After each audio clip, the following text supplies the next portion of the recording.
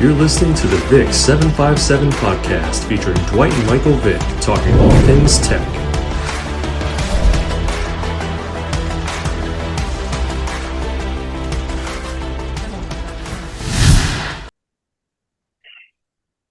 What's going on, everyone? Welcome to another edition, our third season of the VICK757 Show, talking all things tech. We are back.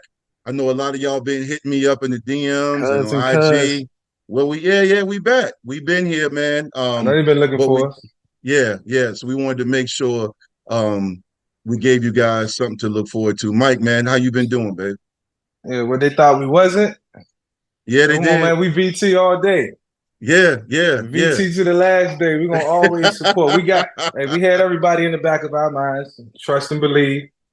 And we wanted to let the season get going. We wanted it to marinate a little bit and kind of sit back from a bird's eye view and watch everything that's going on. So by the time we come back with, some information, we coming back with some substance. And so we got some good guests. We're going to enlighten everybody on the guests. And I'm glad. It's good to be back. Yeah, man, it's great to be back again, man. I know you and I have been talking. I've been seeing you on Fox, man, looking good with the suits. Brenda she puts a little collage on Facebook. Your mom, Brenda be so proud of you. I couldn't put that whole fit together. That was never my thing as far as dressing up to everybody out there. Even you know. So for them to be able to walk into the Fox studio and have that laid out right there from head to toe. I mean, I got to credit the people at Fox for that because they make us look good, that whole set. Oh, yeah, no, you do, man. I make sure even when I'm on the road, I put it on my phone. I got the YouTube TV. I make sure I support you. I see you breaking it down, the games and everything. You and Woodson, great combo. All you guys. I love Charles, big bro. Let me ask you this. Congratulations to your daughter. She's playing flag football collegiately, man. Talk a little bit about that, man, because she's in a commercial and everything, man. I know you got to be proud, right? Yeah, shout out to Jada, man. Flag football quarterback, Reinhardt University in Atlanta. And she's enjoying it, man. She's a little homesick. The college life being away, the acclimation part of it is getting to her right now. Going through some relationship, situations. And that's, so carrying a heavy heart. I'm trying to be there as dad, as I'm supposed to be.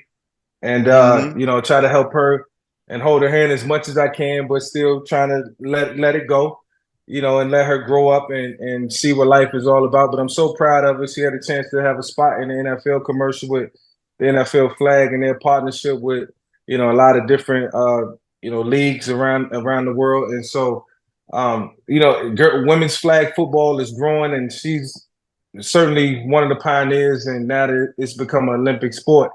It might be some opportunity for her. So that's part of the motivation for her now. Now it's something that she can look past because, not to be long-winded, she always said, Daddy, what's after this? Daddy, what's after this? And so now it's become an Olympic sport for men and women, and now she got something to work towards. So, hopefully she'll continue to do it for generations and the girls to follow her. And I told her that's what it's all about, leaving her own little legacy. Yeah, man, it is. It's great, man. I saw the commercial, we all up here in Northern Virginia, the D.C. area, we were hyped, man, and I think it's really dope, man. I think it's really cool, man, a different aspect, playing football, flag football. Let me ask you this last question before we talk about our Hokies and we bring Danny on.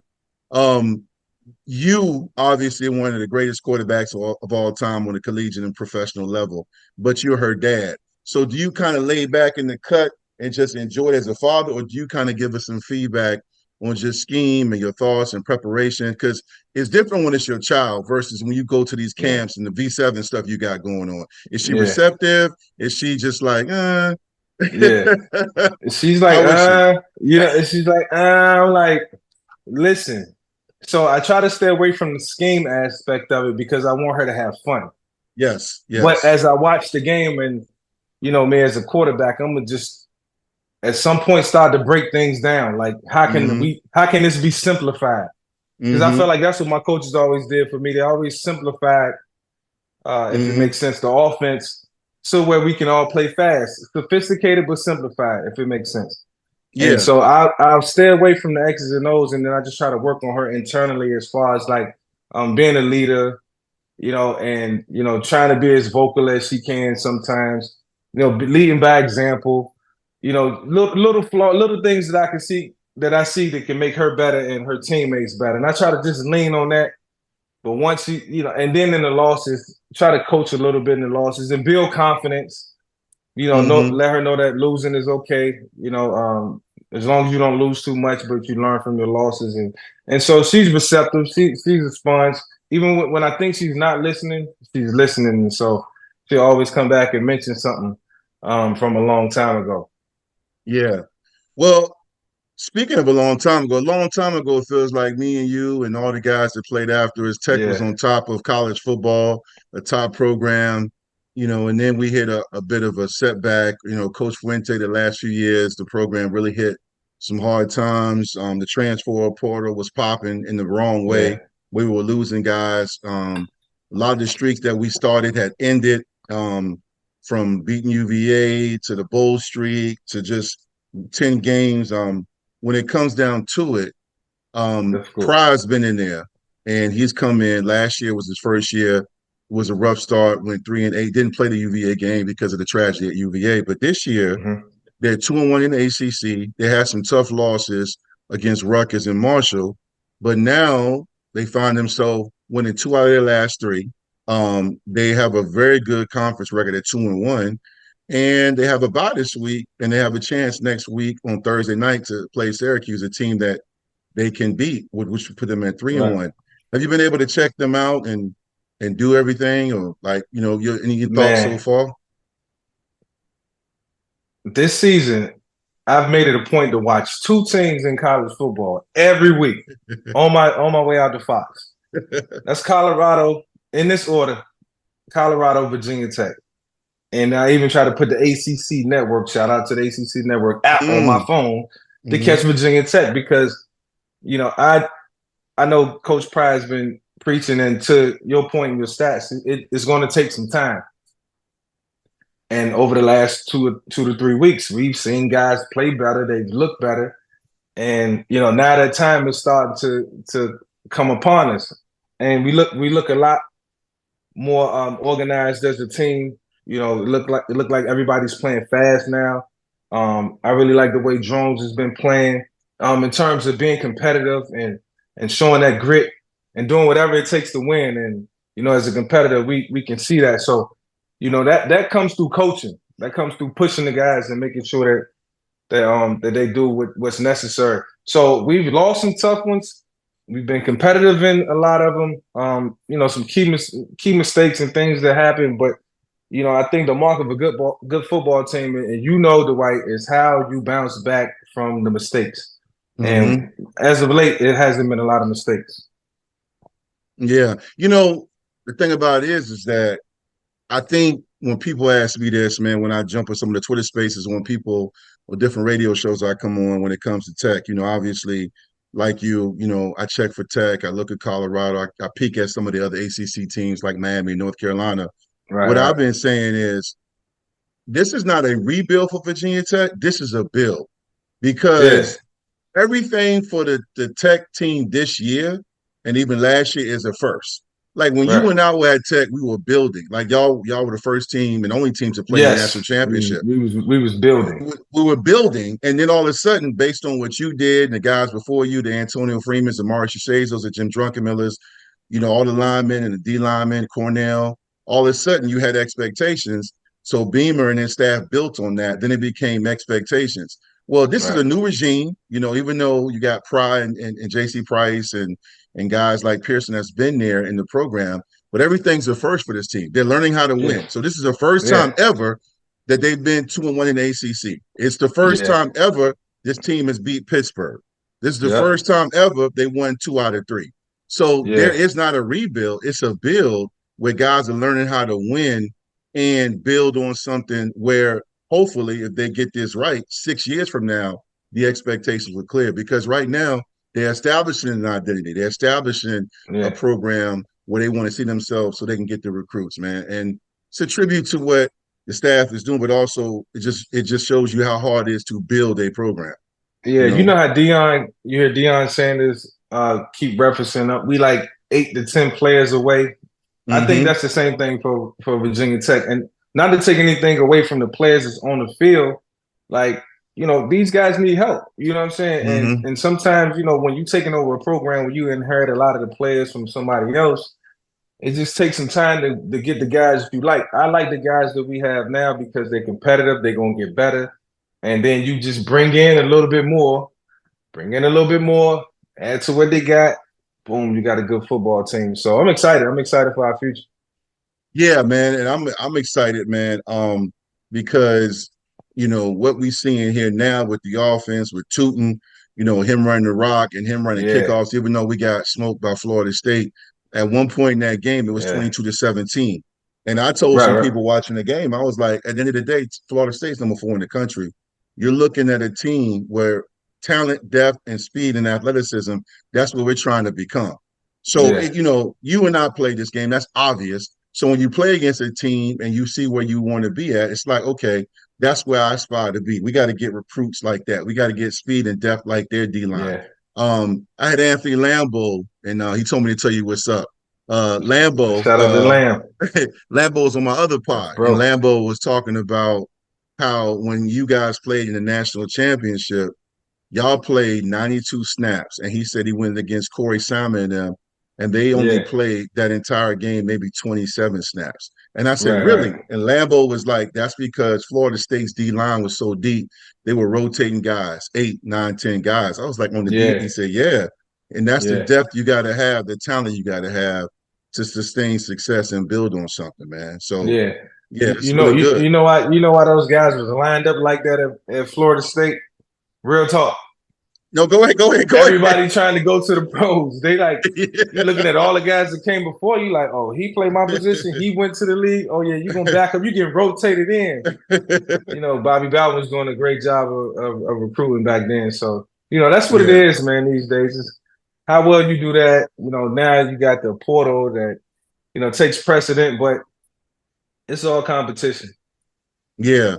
Um, when you look at drones, a lot of people we started season off with Grant Wells, and he had a good win against ODU.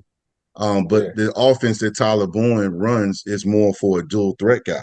And right. it just seems like drones being the QB1 now is one of those things where the offense is more fluid now. And I said on air before that other than Drunken Miller, uh, you know, a few other guys like that, maybe Will Ferrell, the Virginia Tech offense seems to flow much better, in which Drones is making plays and the offense is just more fluid and he just seems to be in Yeah. complete control.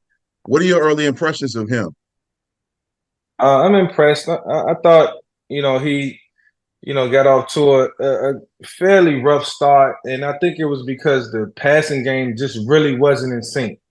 There was Mm-hmm. some plays made. We got receivers, we got guys on the outside, Felton and Lane, and those guys who can get open, who understands what's going Mm-hmm. on the field and Mm-hmm. can make plays. And so I think the offense just had to find this identity. We've been using this word a lot, as I watch, NFL ball this year on Fox. It's like, I don't know how it came about, but you got to find an identity of what you like what really works on a consistent basis. Like as I watch film, how can I put it together to really, attack with, every opponent is different. What they doing, what they doing. And I've been Mm-hmm. seeing more of the passing game as of late, a little more downfield passing, and I think that's what you got to let Drones do. You got to teach him that, which I see is happening. He's pushing the ball down the field, getting the ball into the hands of playmakers, and not having everything just so in the box. And so Mm-hmm. get him outside of the pocket, roll him, move him. They've been doing a good job of that. Run him because he's physical. And so evolving as a passer is what I want to continue to see from him. And I'm pretty sure he'll say when he come on tonight that, he's getting a better feel for the passing game. I expect to hear him say that. Yeah, well, before we introduce our next guest, who was a weekly appearance guy for us the last 2 seasons, um, talking all things tech with Michael Vick and myself, yours truly, Dwight Vick.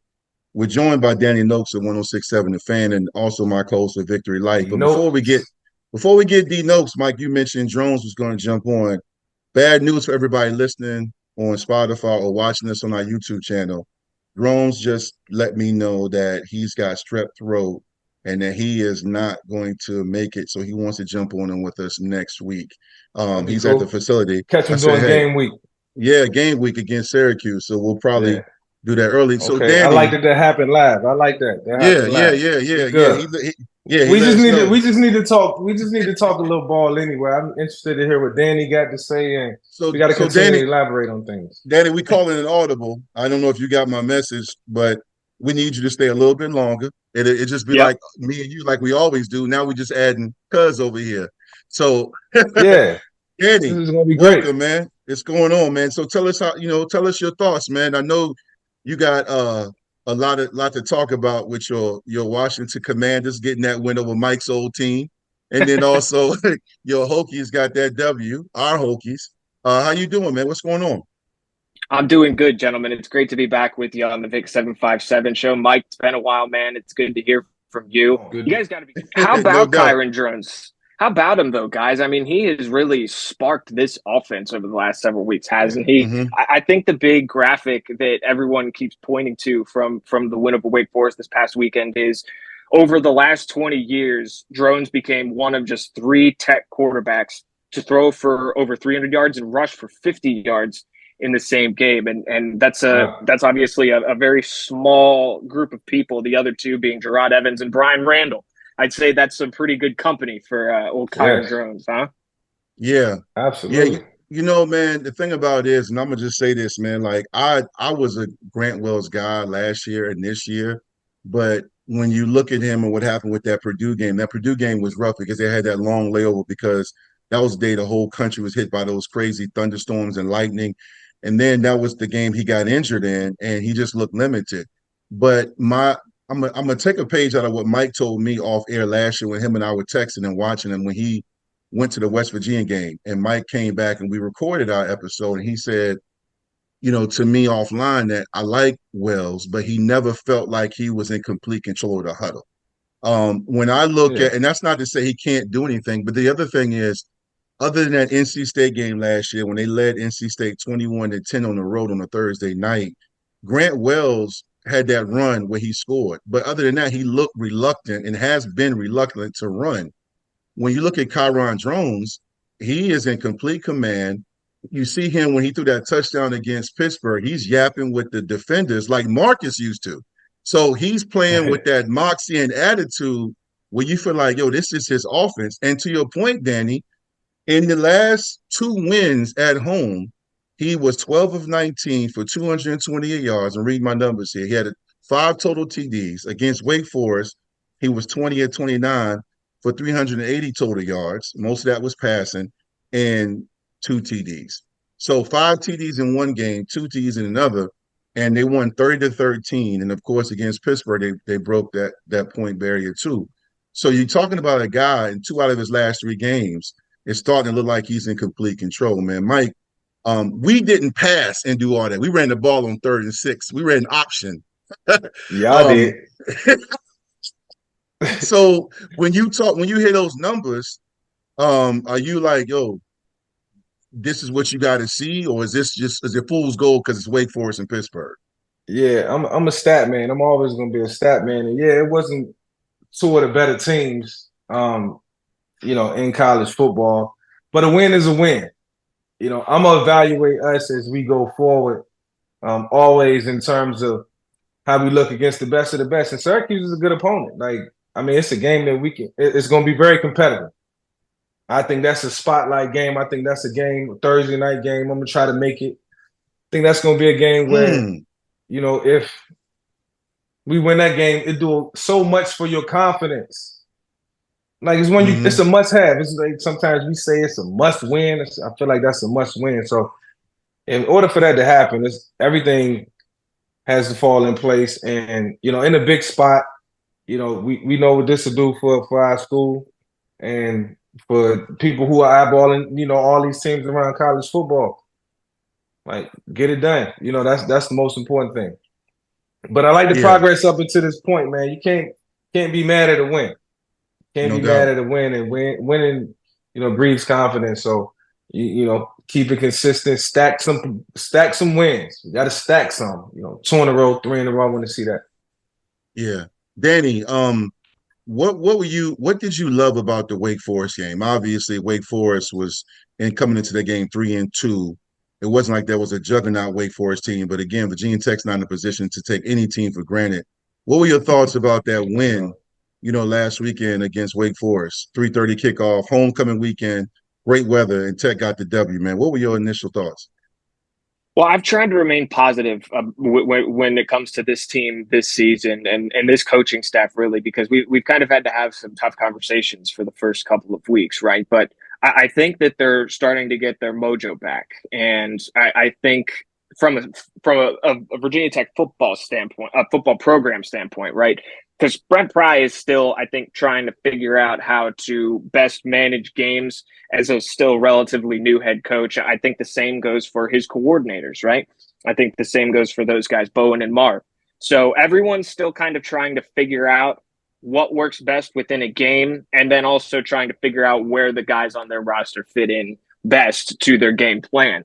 And so I think that they've turned a corner now, the first big hurdle being turning to Kyron Drones full time.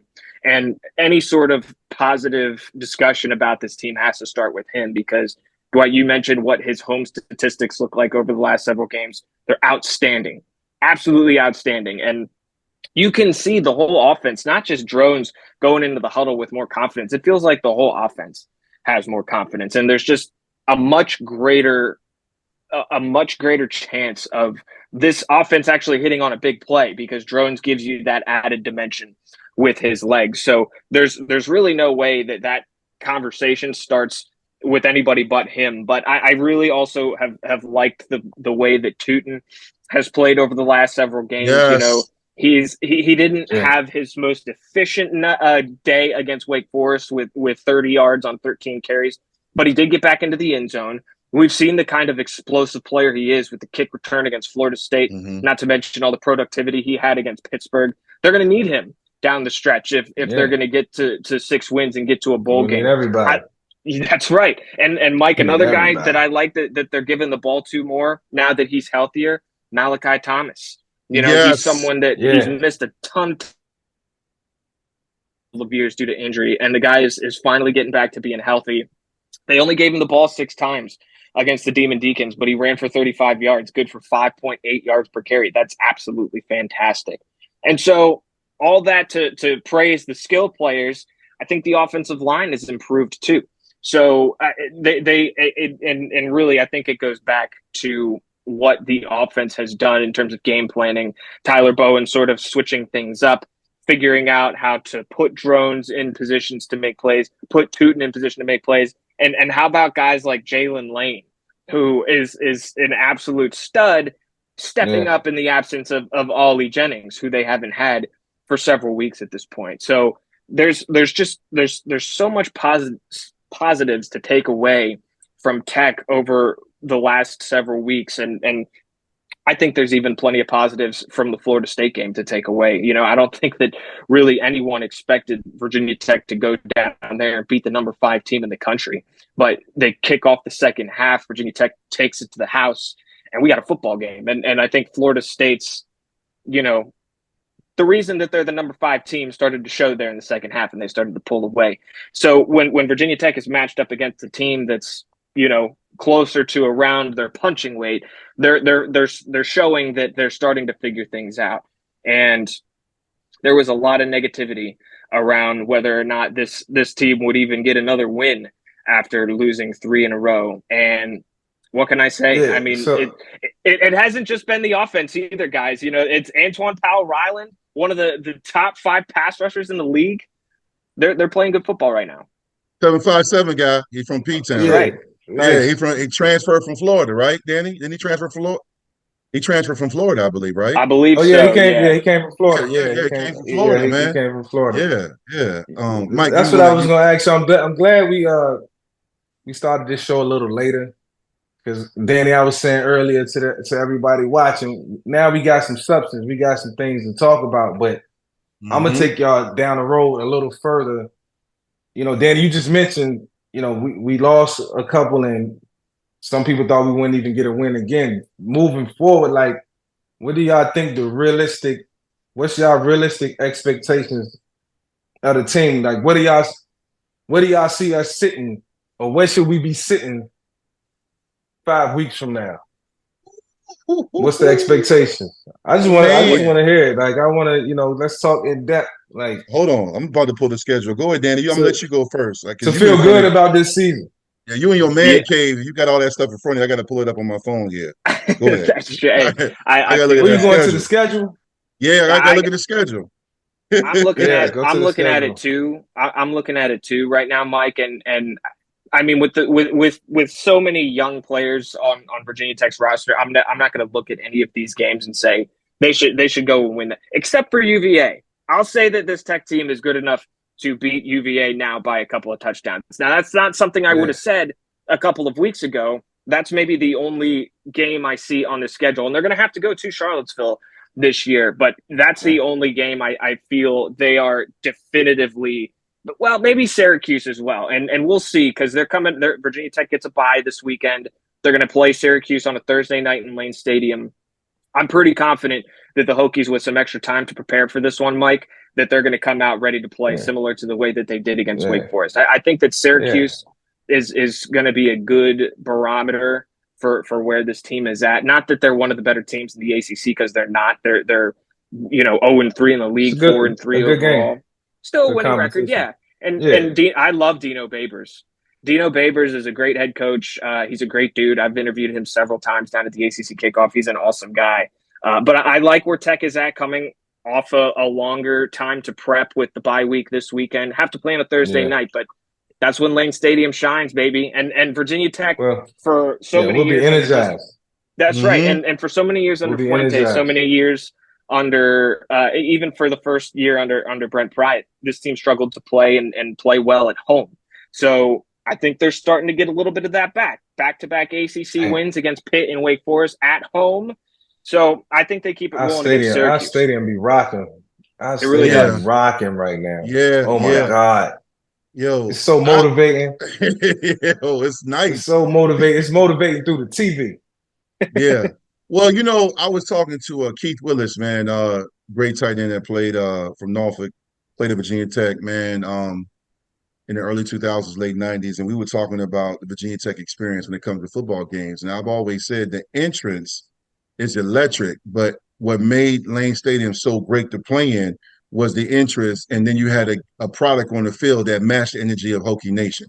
So whether it was when Andre Davis against West Virginia scored 3 touchdowns in like 2 minutes, won a bomb from Mike Yu, and then his punt return when Wade Ward decapitated the dude, or it was, when Kevin Jones cut back against LSU and had that run, him and Lee Suggs put on the show, your team matched the energy. With that being said, Mike, I'm land my plane with this point regarding to your question. I'm looking at the schedule, and I don't normally do this when I play, but as a guy that does all this with the headset and the microphone, I can look ahead, right? So you got Syracuse on Thursday night. I felt before this game, I felt like that's a game that Tech can win. We win that one. We win that at Louisville is going to be tough. Louisville's currently ranked 21st in the nation. That's a good team. That's a solid team. So to me, I wouldn't say this would be a signature win for Coach Pry, but the mark of a team starting to build something. That's the thing we've been going with, Pry's building. Going to Louisville and getting a win on the road is a good signature win for a second-year head coach. Awesome. Especially it will be a win on the road against a ranked opponent. Right now, I don't know if I would say Tech would win it, but if they come out and smash Syracuse, I would feel a little bit better. So that right now, I'm not as positive. On the road against Boston College, always been a tough place to play, no matter how good or bad Boston College is, but I would still say I like Tech in that one. NC State has Brandon Armstrong at quarterback, the transfer lefty from UVA that set all those ACC and UVA records. They have not looked like world beaters. They're not sweet. They got my guy, Coach Wiles, down there coaching the D-line. That'll be tough. Coach Wiles down there. Yeah. But that is a weekend that Corey Moore, our brother and teammate Mike, is supposed to be going into the College Football Hall of Fame. And they're honoring Congrats him. to Corey, man. Yeah, absolutely. So I think that's also at home. I think that would be a game late in the season. You're looking at a November game in Blacksburg, knowing Blacksburg, whether it might be snowing by kickoff. For sure. You know what I'm saying? That's for sure. Yeah. And I think they can win that. Then you end the season with UVA. So long-term prognosis, this team, I never thought I would say this soon, has a chance to be bowl eligible. But the one thing I've said, and this was true when I played, this is true now, the mark of a team building something, the mark of a solid to good to great team is how you handle success. So if you win against Syracuse, you're now 3-1 in the ACC.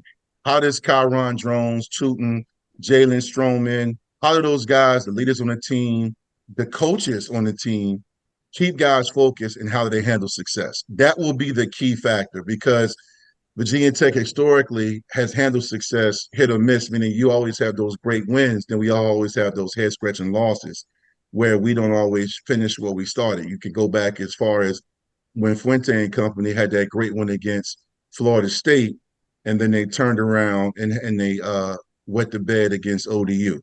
And then that first year they won the Coastal, they had a very tough loss against Georgia Tech where they could have locked in the ACC before going on the road and beating Notre Dame. And even that one year with Tyrod Taylor, they started the season off 0-2, losing to Boise State. Tough one, then turning around losing to JMU. Of course, they went on to win the ACC, but those were 2 losses. You win those games, you're undefeated with a chance to play for a BCS national championship. So see how fresh I remember those games? Coach, because, you got I said, Coach, you remind me of coach when you got an amazing memory, man. Yeah. It's like a coach who remember every good or bad play. Yeah, man. I remember your stuff, man. I mean, you always been that way, though. I always told you, like, yo. No, it's good.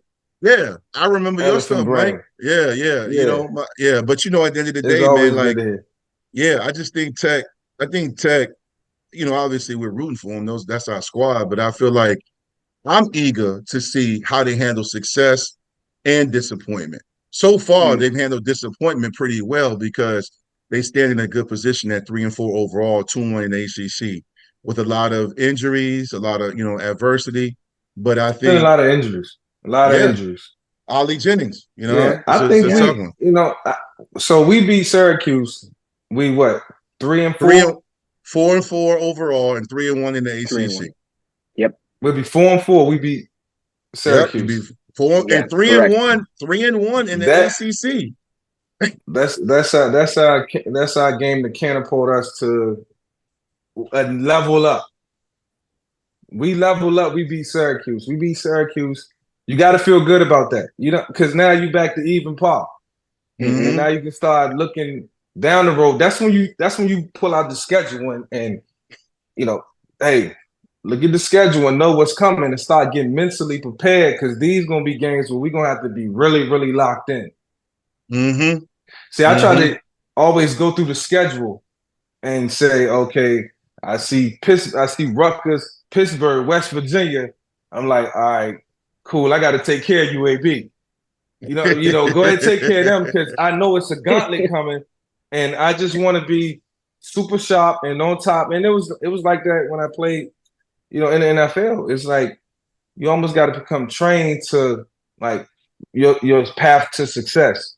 Like I got to get them, and then so you start building yourself up for it. And so I think that's what the kids got to do. The coaches certainly pour into them and let them know, like, look, I know coaches always say one game at a time. No, it's not that.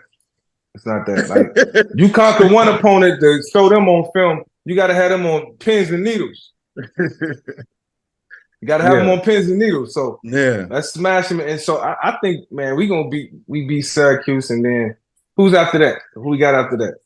Got Louisville on the road. Louisville on the road. Man, going to Louisville 4-4 and get it and stock the world. What's up? It can be done. Listen, it can be done. Louisville is a good team, and then they're a lot like Tech and West Virginia when they play at home. What's that stadium called, Danny? Papa John Stadium or something like that? I know a couple of kids. I know a couple of kids over there. They are pretty good. A lot of them kids they from Florida, so they always got trained out here. Guys. Yeah, so I know a couple of them. But that's the one I told them already. That's the one day I'll be rooting against y'all. They know that. No doubt. Get them. Yeah, they got the KFC. you might be thinking of the KFC Yum Center, Dwight, the where they KFC play Yum. basketball. Oh, okay. Yeah, Yeah. I knew they had some kind of, I'm hungry. I'm a lineman. I'm sitting there. That's why I Yeah. said I had Papa Thinking John's for food. lunch. I'm thinking Papa John's I Stadium. heard you say that. I thought I heard you say that. Yeah. well, and John, whatever his name, Papa John is a big Louisville fan, so that I think that's Okay. where you made the connection All right right. there. Oh, Because the thank you, football Danny. stadium, Way the to football save me, stadium, Danny. The connection was Yeah. food. the football stadium's called A slice of L&N pizza. Federal Credit Union Stadium now, so Federal it's kind of a Credit whack. Union. It's it's like Heinz Field rebranding to Acrisure Stadium, right? Just a Federal terrible. Credit Union. Oh my goodness. Heinz Field in Pittsburgh. Yeah, they rebranded to Acrisure Stadium. Oh, Really? okay, that's what it is now. Yeah, In Pittsburgh, yeah. the Steelers. I'm out of the loop. Yeah, It'll always it's be not Heinz. Heinz Field It'll always anymore. be Heinz. Man, It'll always be Heinz Field to me. Man, I still Everybody call will it always Heinz. call it Heinz. Yeah, Nah, man. Val, my Yeah. girlfriend's a big Pittsburgh fan. She still calls it Heinz. They all still call it Heinz, just like we all still call it Twitter. Yeah, I can't. I'm not calling Right. it X. That's a I'm good not. point. Listen, That's a good hey, point, Danny. Danny. Let me ask you this, man. Yeah. One thing I was crying for when I was on the Big Dog Sports Radio show I do every Thursday morning. Shout out to those guys. My guy Rick Watson, he has me on, and he was asking me. We were struggling early in the season with tough losses to Marshall and Rutgers, and I said this, and I know people hear what I say. They can say they don't. I said Virginia Tech needs to play desperate football. When you are looking for momentum and you don't have talent in every position, and he was like, well, what do you mean? I said, well, we need to fake some punts. We need to fake some field goals, some more gadget plays, just to keep the defense honest. Well, one thing in that Wake Forest game, Virginia Tech was kind of slipping momentum.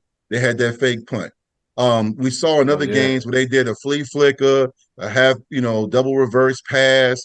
All of them didn't always work out. But the point being is it seems like they're opening up the playbook. And I don't even think that's about Kyron Drones starting. I just think it's about they're playing somewhat desperate football because I just feel like when you play desperate with a sense of urgency, it shows your players that you're willing to do what it takes to win. Danny, what are your thoughts on that?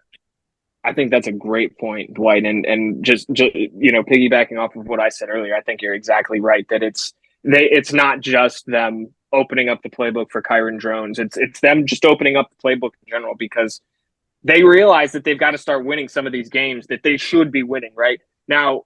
We mentioned the 3 tough losses there in a row: Purdue, Rutgers, Marshall. The Purdue game stings a lot because that's not a good football team right now. That's a bad football team. Yeah. And we talked about the injuries in that game and the it did rain. It did rain. 4, 5, 6 hour rain delay. I mean, it was an unprecedented day. It was very weird. But weird. Purdue played in the same conditions, man. So it's no excuses. But this team has grown since then, and I think that's the point. And like Dwight was saying, they're taking more shots. They're despite the fact that Ollie Jennings isn't in the game, they take shots downfield. It's not like they're just dinking and dunking it down to whoever is the check down guy every single down. Jalen Lane only caught 3 passes for over 100 yards in the last game. Now he's really good with the ball in his hands. He deserves some credit for that. But they're not afraid to take chances. Not to mention they're rushing the passer. We mentioned this. Our guy AGR. It was 7 sacks already this season. I mean, they're playing with a sense of urgency, and you didn't necessarily see that the first several weeks of the season. Yeah, it's identity too. Some of the now the coach can look at the offense and say we can do this continuously and get the same results and hopefully positive, dividends. And on defense, and then you spotlight players you just mentioned, Lane, and how he's good. Run out the catch. And so, now, we got to get the ball in his hands in space. Now we figuring out what we can do. That's how you get better. And, it's called inspired football. Like everybody should be inspired now. Like you get that win, like, it's more to come and start searching for that. So I think, in the next couple of weeks, we see some more guys step up. We got to keep guys healthy. That's the most important thing. We got to keep guys healthy. For sure. In order to maintain, what we got. That hurt us too. Danny, you mentioned it. Injuries and not having guys. You got to feature Felton more. You got a 6'5" receiver out there. We need more jump Thank balls you. thrown up to him. You know, maybe go in the corner in practice, go in the corner down by the end zone, lob up like 15 of them, you know, and just find some timing and find some rhythm. And then, you know, what coach gonna see you down there doing it. Hey, let me put that in. And then you give your 6'5" guy an opportunity in the red zone. Or even if it's 3rd and 8, you get single safety middle, you get a matchup, you get man coverage. Like you want to just take it based on what you game plan and see during the week. And just start putting them in spots where he make a play, your quarterback make a play, you might get a flag, you know, but it's an attempt. I want to see attempts. I get bored with the run game. I'm gonna be honest, but the run game is the catalyst. You always say that. The run game is the catalyst. It's the key to success. Having a strong run game is the key. So I never knock it, and I always love my running backs. They always say I got a lot of respect for them because when it was time to step up in that B gap or pick up that mic, you know, you know, that's where the relationship, that's where, you know, the brotherly love come into play. But we can advance it a lot quicker. And so everybody got a role. I say all that to say. And they'll figure that out. They figuring it out. Well, you know, the one thing about I said this too, because I wasn't like so much like we got to bench Wells, but I felt like Kyler Bourne runs a more quarterback-friendly spread type offense where you start getting guys in space. And I felt like when we saw Drones' skill set, he fit that. The one thing I like about Drones and quarterbacks like him, you know, the Brian Randalls, the Tyrod Taylors, I'm talking about collegiately for Virginia Tech, it helps when your interior, your offense line is still trying to figure things out. So when you have a quarterback that can keep it on the zone option and take off or run a quarterback power, your inside guys, your guard and your 2 guards and your center, they need to be good, but they don't have to be as dominant because you kind of hold those linebackers and those 3 techniques trying to figure out what that quarterback's going to do. And then the biggest misconception on Drones is that, oh, he's a runner. Well, if you look at him, not only like Mike said, the numbers, the stats are looking good, but he's had some very good passes because he's getting more comfortable. You know, with that being said, the one thing I like the fact the offense is doing is it's showcasing, you know, the receivers they have because they got, I don't have the names in front of me, number 12, he's more of a possession receiver. I think he's a transfer is he the transfer, Danny, from UNC? Danny's always like my reference. But they have number 12, they got Lane, you know, they got receivers now. Even though Ollie Jennings is injured, it looks like they got some guys, you know, in these last handful of games that really can go up and get it and get out in space. Number 9. I'm loving that. But let's switch subjects real quick before we wrap up. Let's talk about the defense because against Wake Forest. Yes, let's get the defense some love. Let's get the defense some love. Yeah, the defense, you know, after that Florida State game where everybody was embarrassed, you had a situation where their running back went for 11 carries and 200 yards plus rushing. But then if you look at what Virginia Tech against Pittsburgh, what they did on defense, and you look at what they did against Wake Forest, I mean, they had turnovers and they forced turnovers. It wasn't like lucky bounces. What are your thoughts, Danny, on how the defense performed here in these last handful of games, you know, recently as Wake Forest? Yeah, you know, I first of all, I think I said AGR when I was talking about Antoine Powell Ryland before I meant APR. You know, it's easier just to go with the acronyms when you got a guy with a hyphenated name. So let's get that right.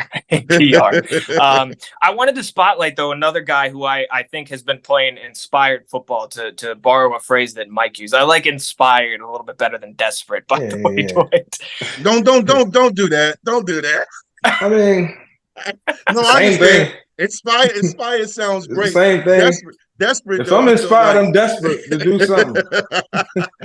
But go ahead. We'll go with that. We'll go with that. There's some overlap. Inspired. Exactly. Yeah. Yeah. No, but another guy that I think is playing really well, that I think is a tremendous athlete, and a guy that hasn't even really come into his own yet. He's just scratching the surface of the talent that he has. It's Kelly Lawson. That kid, I think, is an absolute stud. I mean, I look at him on the field, and he just looks like those long, athletic linebackers that you see playing in the NFL nowadays. You know, and he's 6'4", 220. Like he's a pretty big dude. You know, Tremaine Edmonds. Yeah, exactly. Like Tremaine Edmonds, exactly. So, you know, I think that unit, and Brent Pry obviously came in with a lot more defensive experience than he did offense. So the defense has in general been better under Pry than the offense had been. But, you know, Florida State exposed some things that they need to work on in that game, but that's the number 5 team in the country, right? That's something that you would expect a team that's in the top 5 to do. So, like I said, they're getting after the passer. The other thing that Antoine Powell-Ryland has done is he's forced 3 fumbles this year, right? It's not just the sacks, but he's forced 3 fumbles, and you know it would be good to create some more of those turnovers, but the offense has done a good job of not turning it over very much themselves over the last several weeks. So it hasn't come back to bite them yet, but maybe that's the next step that you'd like to see the defense take, force a few more turnovers. But they're getting after the passer. They've done a great job at stopping the run for the most part over the last couple of games. After, you know, the kid on Florida State took him to the barn a few times. He was a good back, and obviously that wasn't their best outing in terms of that efficiency. But you know, again, when it comes to teams that they're, you know, in the same weight class with, I think that they've shown that they can stop the run. And Mansour Delane is another guy that I think drew a lot of attention last year for being as young as he was and being as talented as he is. I think it was in that Florida State game, actually. He went over the top of one of those receivers and made a great play in the end zone to break up a pass, you know, and obviously it's a game that they lost, but you look at moments like that and you think to yourself, well, he could, you know, he gets some more experience under his belt, and you know, we're talking about him being the next member of a great lineage of Virginia Tech defensive backs to come out of Blacksburg. So there's a lot of talent at each level of the defense. I think at times they're still putting it together, but you see the flashes, and when they do put it all together, like they did against Wake Forest, you get great results. Yeah. As a quarterback, I spend a lot of time watching the defense. And I'm talking about our defense when they on the field, because I needed them to get stopped so I can get back out there so we can do us as an offense. So Corey Moore and John Engelberger and Ike Charlton and, you know, Jamel, and I love them dudes, man. Mm-hmm. Like I really love them. Midget, you know, Philip Summers. Back there was the Willie Powell back there. Philip Summers, Willie Powell, Corey Bird. I was getting ready to say him. Yeah. I love them dudes, man, because without them, there is no me. They out there getting stops and you know, creating turnovers, giving me good field position, and we taking advantage of it. We reaping the benefits. So, you know, it's the ultimate team game. But, you know, these guys, when I watch them, and I'm looking at it from a quarterback's perspective, if I was on the sideline waiting to go in, am I going to get opportunity? That defense has been playing really good football because the offense is getting opportunity. They done had a lot of possessions. Yeah. And so, you know, some of them might stall out, might be a punt, you know, things happen, finding their rhythm. But to everybody's point, the defense under Pride has looked different. They look fast, they look aggressive. And so, you know, when this all start matching up, you know, we got a good football team. That's why I can see, like, I could be optimistic about what's to come. Yeah, and, you know, just to piggyback off what you're saying, because I think when it comes to the defense, sometimes people look at it and they say, well, Rutgers did this, or when you played Florida State, they did this. I think people need to understand, you just kind of touched on the fact that playing defense, everybody has to be on one accord, and offense, special teams, and defense have to be on one accord. Because if the offense is sputtering and the defense is playing well, but they're on the field too long, then they're going to get exposed. In that Florida State game, which to me, I was very intrigued to see what was going to happen. I know that was 2 games ago, but at one point it was 22-17. And when it was 22-17, Virginia Tech had their chance to seize momentum. Tootin had ran a kickoff back. We had a stop on defense, and offense had the ball, and we didn't take advantage. And then Florida State got the ball back, and they made a play, and they went up a little bit more. And what happened was the defense could not do as much against a high-powered offense like Florida State has. And what you saw is, okay, the defense can do so much, but offense, you have to seize a moment. And it just seems like one thing I saw against Wake Forest is that when they were getting turnovers, number 13 got the pick. They were out there just getting sacks over and over again. When you have that energy, all of a sudden, one thing I saw that wasn't prevalent in the beginning of the season is emotions and energy and attitude. You see the sidelines now are more juiced up. At times, I go ahead, cuz. Go ahead. No, cuz I know you're getting that. And to the offense's credit, you can't be as vocal and wild and crazy as you can be on defense. No, it's a totally different level of like zen. You got to be calm, cool, focused. Yeah. Even though you banging heads, you down in it, which brings me to another point I'm gonna mention. Even though you in there, going at it, it still comes with a certain level of concentration, and it's so unfair. It's so unfair. Danny, I was always, so envious of the defensive players. I never forget Dan Reeves one time. We playing the guy. I hate to get off script, but I'm trying to come out to your point. I'm trying to come out and energy. And he like, son, how you gonna throw a 10-yard out when you jumping, bouncing around in warm-ups? Like, calm down. So it's unfair to the offense that we can't really get into it. So that's why sometimes when we get the ball, energy, turnover, we get the ball, it's our turn. It's always slowed down. Now their defense come on with some energy. They just got a turnover.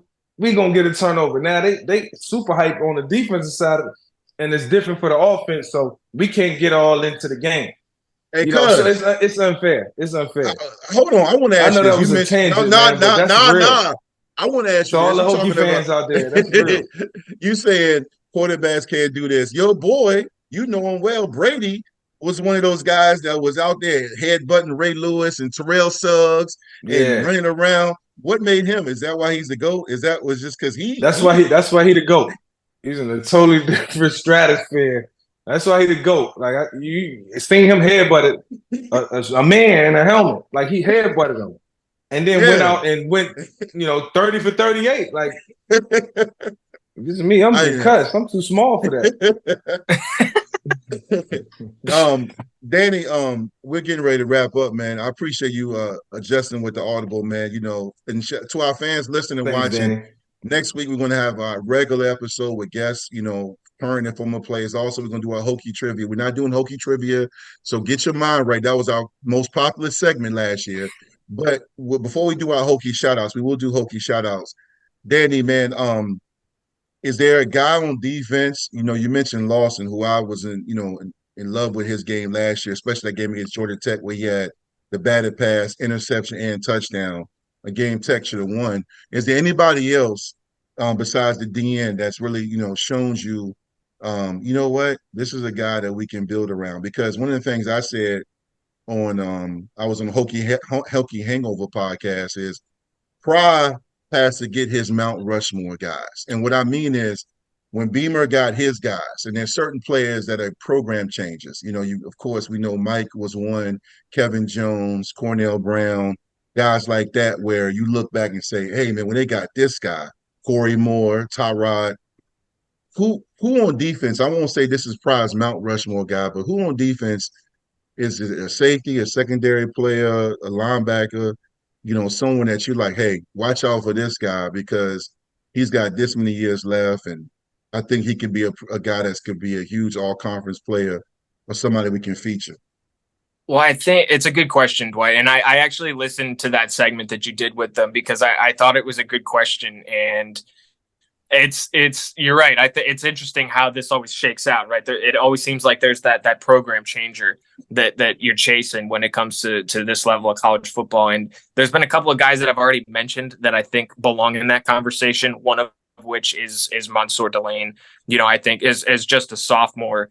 He is someone that has shown a pretty incredible ability to, find the football and make plays out there. Now, I've also mentioned guys like Antoine Powell-Ryland and Kelly Lawson. And I think that those, especially like Kelly Lawson, who's also just a sophomore, like Mansour Delane. They've got at least a year left, if not 2 more years, to make a name for themselves in Blacksburg, which they're already doing. And I think those are all good names. I'll just give you another one that I haven't given you yet, though, and I think, Dwight, that this one might make you happy. Jalen Stroman. Jalen Stroman. 703. Yes, Greg Stroman's brother.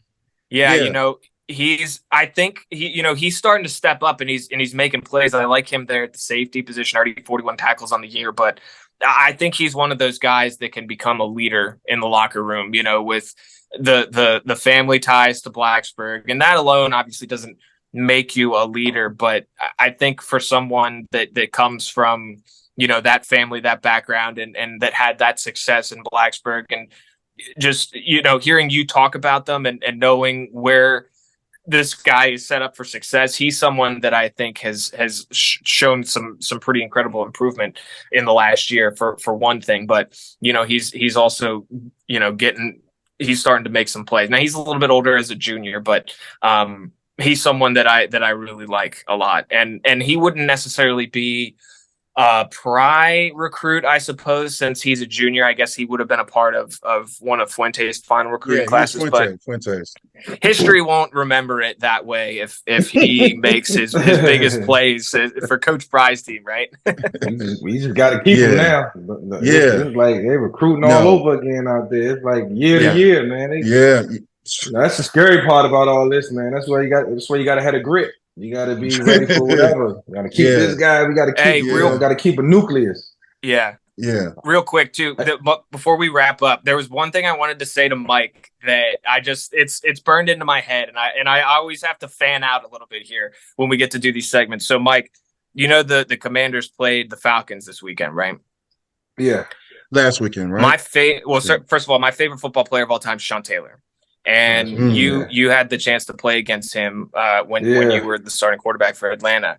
My favorite picture, well, not my favorite picture. I actually have my favorite picture of him here, but one of my favorite pictures is Sean Taylor completely horizontal in midair. I mean, he must be like 2 or 3 feet off the ground, completely horizontal. He's diving with one arm, trying to grab you.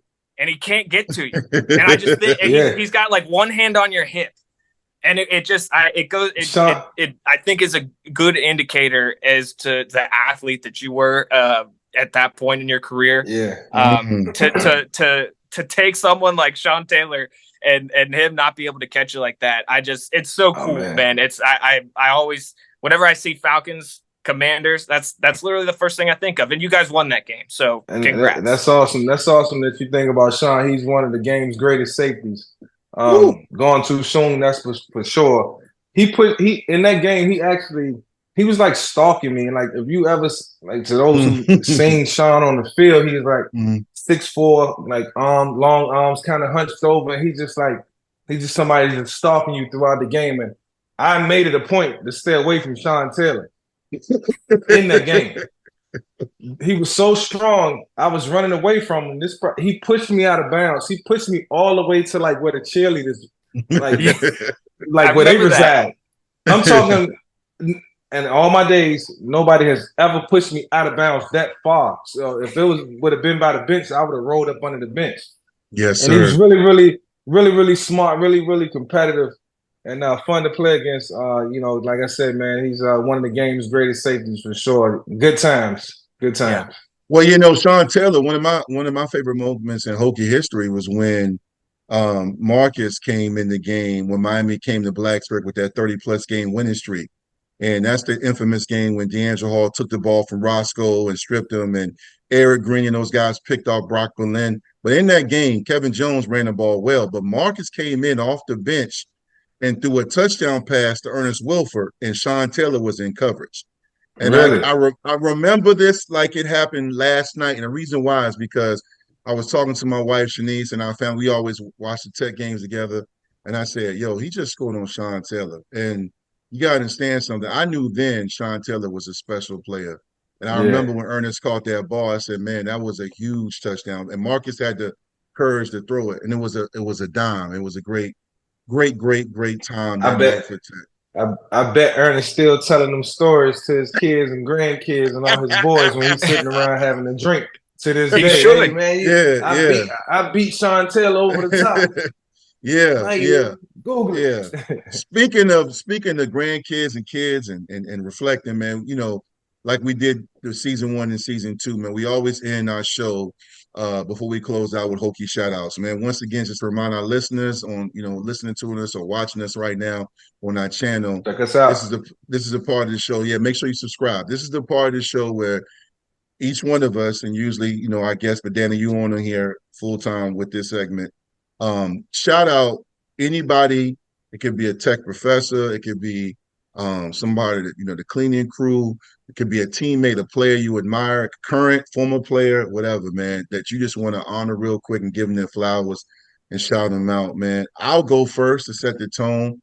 I want to shout out, this is just something, I want to shout out two sets of people. One is more so one person, and this is not a guy that is a player, but this is my guy his name is Don V757. And I jump on his Twitter spaces all the time after games. And Don V757 has a podcast, and he is from Eastern Newport News. He was teasing me the other day because Mitchville beat Hampton High in football, but he's also a guy that I love listening to and jumping in his Twitter spaces because he gives a great job of capturing the fan base. You get great insight, great conversations. You get a chance to interact with fans, and they give everybody an opportunity. He does to just voice their likes and dislikes. And when you're in those Twitter spaces, man, you gotta fight for your life. If you make a bad point, people are gonna eat you alive, man. But he does a great job of giving a platform to a lot of the people that love tech. I'm talking about these are the people that go to the games, tailgate, that have been there. And speaking of that, my other shout out, Mike said last year after Aaron Rouse, we got to do it to one. But this other shout out is the one I do every season. It's Hokey Nation. Hokey Nation, man, as Mike and Danny talked about. You took my shout out. I'm going to just say that. I was about to say. So Hokey go ahead. Nation. I'm going to let you go. I was shouting out Hokey Nation tonight. No. You can shout them out. I'm just saying, Hokey Nation, this team is 3-4. And you talked about, Mike, the interest. I'll let you, give them their flowers and shout them out. But you talking about a team, that's still trying to figure things out, and you're selling out. Again, I just saw, I don't know which tech player tweeted it, but we have another sellout on pace for next week against Syracuse. And in the day and age with raised ticket prices and everybody with apps and all of that other stuff, they just keep showing up and showing out. And that says a lot because you get a fan base that shows up like that. But Mike, go ahead. Just you can finish the race, great minds think alike, man. Great minds think alike. I was just like, I really don't have a shout out tonight. No individual person. It was all about our fan base. For years and years, and just being consistent. Consistent, always showing up on the road, at home. Regardless of what we go through, the highs and the lows, supporting whatever coach is behind us, supporting our alumni, supporting all our people, supporting former players. Our fan base is one of the greatest. Our alumni is by far the best. And everybody loves Virginia Tech football.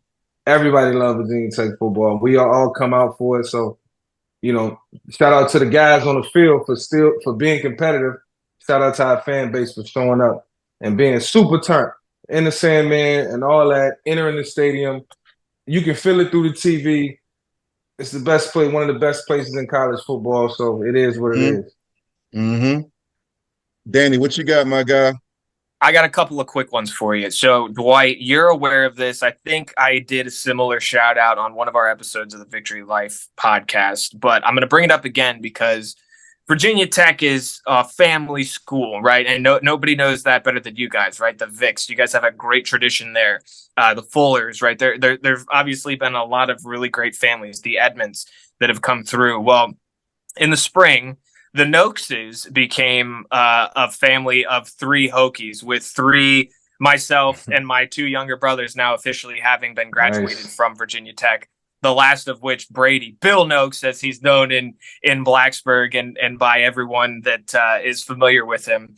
He graduated with a building construction degree and has started his career this fall. So we are one of those legacy families where we've got 3 brothers that went to Virginia Tech, and I just can't overstate how proud I am of that. I wouldn't trade anything for the world in that regard. So that's really cool. But I also wanted to give a shout out. I've done a lot of work with Hokey Vision in the time since I graduated, and even when I was still in school, when I was an intern. And there's one guy that I didn't work with as closely as maybe some of the folks that were boots on the ground in terms of the broadcast, with the cameras, moving those around, getting us set up for a shot on ACC Network Extra and ESPN3. But Tom Booth was someone that was honored at halftime of this past game against Wake Forest for homecoming. And he's the senior director of football coaching video, and someone that I have had the chance to work with and meet with in Blacksburg. And his wife, actually, Durley, Professor Aguilar, was one of my professors when I was a student at Virginia Tech. So Tom is retiring after this season, 24 seasons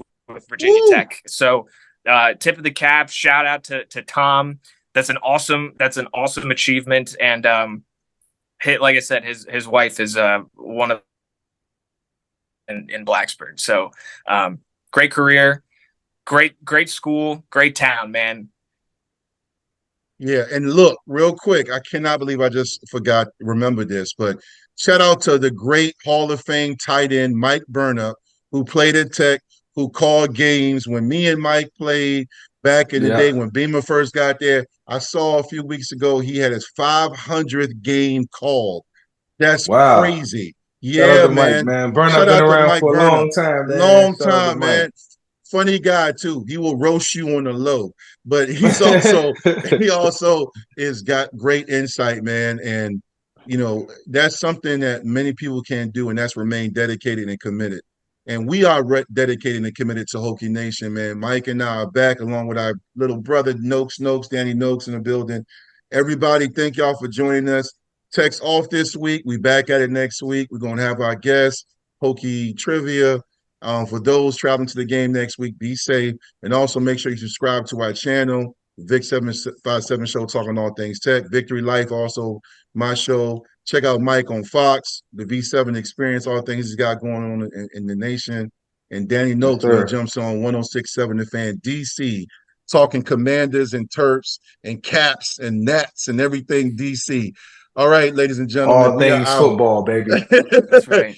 Go Hokies. Y'all stay up. Everybody be safe.